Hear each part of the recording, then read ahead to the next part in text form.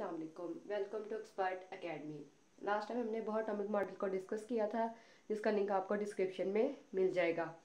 आज हम Rutherford atomic model और बोहर एटॉमिक मॉडल में डिफरेंस को देखेंगे। ये मोस्ट इंपॉर्टेंट शॉर्ट क्वेश्चन है। बाज़ दफ़ा ये लॉन्ग क्वेश्चन में भी पूछ लिया जाता है, नहीं तो ये शॉर्ट क्वेश्चन में मस्ट है, मोस्ट इंपॉर्टेंट है। क्वेश्चन आता है बोर्ड में, difference between Rutherford atomic model and Bohr atomic theory। तो आपने इसे अच्छे से देख लेना है। तो हम रदरफोर्ड एटॉमिक मॉडल और बोहर में अब डिफरेंस देखते हैं कि इन दोनों में डिफरेंस क्या था। रदरफोर्ड ने क्या मॉडल पेश किया था और बोहर एटॉमिक थ्योरी क्या थी। तो फर्स्ट हम जो डिफरेंस देखेंगे, Rutherford atomic model, Bohr atomic model या थ्योरी। ओके, सबसे पहले हम देखेंगे कि जो रदरफोर्ड एटॉमिक मॉडल था उसकी बेस क्या थी और जो बोहर एटॉमिक मॉडल है उसकी बेस क्या थी। जो रदरफोर्ड एटॉमिक मॉडल है उसकी बेस थी क्लासिकल थ्योरी पे। It is based upon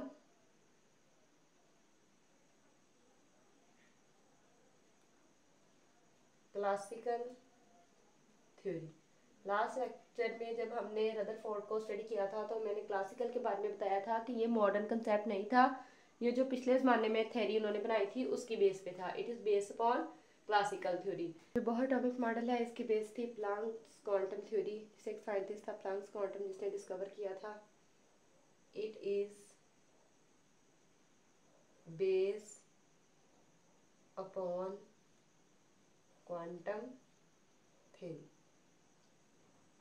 okay, तो ये फर्स्ट डिफरेंस था कि जो रदरफोर्ड एटॉमिक मॉडल है उसकी बेस क्लासिकल थ्योरी पे थी और जो बोहर एटॉमिक मॉडल था उसकी बेस क्वांटम थ्योरी पे थी।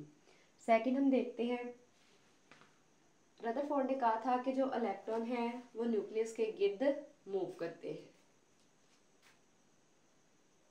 Electrons revolves around the nucleus. अब यहाँ पे इसने कुछ नहीं कहा था कि वो ऑर्बिट में मूव करेंगे या उनकी जो मोशन होगी वो किस, जस्ट एक बात बताई थी कि जो इलेक्ट्रॉन्स हैं वो क्या करते हैं, रिवॉल्व करते हैं अराउंड द न्यूक्लियस। जबकि जो बोहर एटॉमिक मॉडल था उसने क्या कहा, उसने कहा इलेक्ट्रॉन मूव करते हैं न्यूक्लियस के गिर्द, लेकिन ऑर्बिट में करते हैं जिनकी एनर्जी क्या होती है, फिक्स होती है।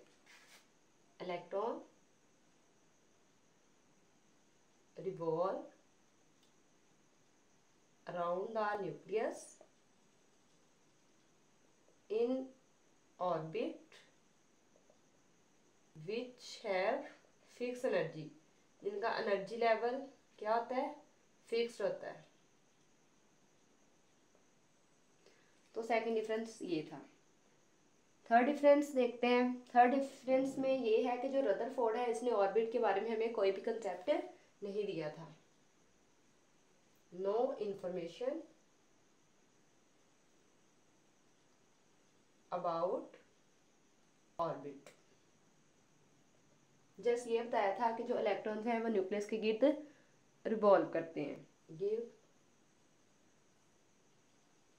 Information about orbit. क्या कहा, ऑर्बिट के बारे में इंफॉर्मेशन दी कि जो इलेक्ट्रॉन है वो न्यूक्लियस के गिर्द उन ऑर्बिट्स में मूव करते हैं जिनका एनर्जी लेवल और जिनकी एनर्जी क्या होती है, फिक्स होती है। नेक्स्ट हम फोर वाला पॉइंट देखते हैं।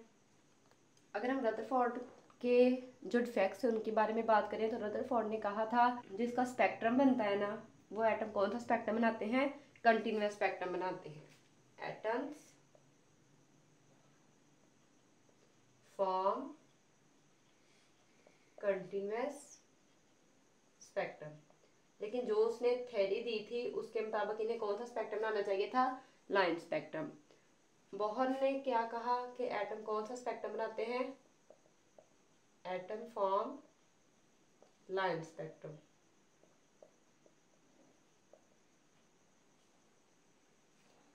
कंटिन्यूस स्पेक्ट्रम और लाइन स्पेक्ट्रम को लास्ट लेक्चर में बताया था मैंने, आप वहां से उसको देख सकते हैं।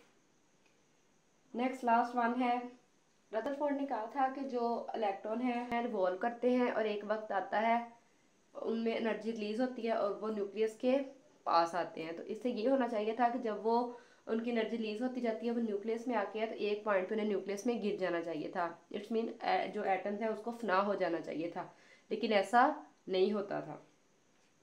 तो लास्ट इसका मोस्ट इम्पॉर्टेंट है difference, atom should collapse. Collapse का मतलब होता है फना हो जाना। तो यहाँ पे रदरफोर्ड ने क्या कहा था? एटम शुड नॉट कोलैप्स, या आप ये लिख सकते हैं कि जो वो अपनी आइडेंटिटी होती है उसको अटेन रखते हैं। Atom should not collapse, attain it's identity.